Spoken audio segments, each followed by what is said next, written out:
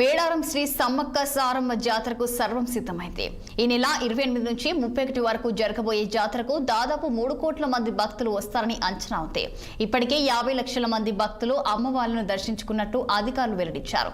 ఇప్పటికే చిలకలగుట్ట ప్రాంతాన్ని ఆదివాసులు శుభ్రపరిచి సమ్మక్క వచ్చే దారిలో ఎలాంటి అవాంఛనీయ సంఘటనలు జరగకుండా భద్రతలు ఏర్పాట్లు చేశారు. ఈ దట్టమైన అడవి చిలకలగుట్ట ప్రాధాన్యత సంవత్సరంలో 3 సార్లు సమ్మక్క ప్రధాన పూజలు మాత్రమే వెళ్తారు. ఇక భక్తి శ్రద్ధలతో నిష్టంగా చిలకలగుట్ట వద్దకు వెళ్లి అమ్మవార్లకు పూజలు జరుపుతారు. ఈ క్రమంలో భక్తులకు ఇతరులకు ఎలాంటి ప్రవేశం ఉండదని ప్రధాన పూజారులు తెలుపుతున్నారు. దీనిపై మా ప్రతినిధి రాకేష్ ప్రధాన పూజారి సిద్ధబోయిన అరుణ్తో చిలకలగుట్ట నుండి ఫేస్ టు ఫేస్. ఆదివాసుల ఆరాధ్య దైవం శ్రీ సమ్మక్క సారలమ్మ జాతర 29వ తారీఖు సమ్మక్కని చిలకలగుట్ట నుంచి వెళ్ళి గద్దెల వద్దకు తీసుకొస్తారు. దీనిపై మాట్లాడడానికి మనతో ప్రధాన పూజారి ఉన్నారు. ఒకసారి మాట్లాడే ప్రయత్నం అరుణ్ గారు ఉన్నారు, మాట్లాడే ప్రయత్నం చేద్దాం. 29వ తారీఖు గురువారం పూట ఉదయం పూట అడవికి వెళ్ళి ప్రత్యేకంగా పూజలు చేసి కంకవాహనాన్ని తీసుకొచ్చి గద్దెలలో ప్రతిష్ఠిస్తాం. ఎందుకంటే అమ్మవారికి విగ్రహం అనేది ఉండదు, విగ్రహారాధన ఉండదు.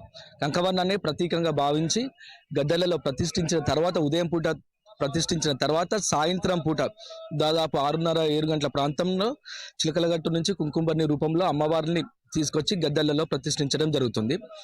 ఇది ఎంతో ప్రాముఖ్యత కలిగిన చిలకలగుట్ట అండి. ఇది నిషేధించబడిన ఏరియా. ఇది కేవలం పూజారులు మాత్రమే దీంట్లకు ఎలా ఉంటుంది. సంవత్సరానికి ఒక 3 సార్లు మాత్రమే వెళ్ళి ప్రత్యేకంగా ఈ పౌర్ణమి వెన్నెలల్లో ప్రత్యేకంగా పూజలు చేయడం జరుగుతుంది. సంవత్సరానికి ఒక 3 సార్లు మాత్రమే వెళ్తాం. భక్తులకు మాత్రం దీంట్లో ఇలా ఉండదండి.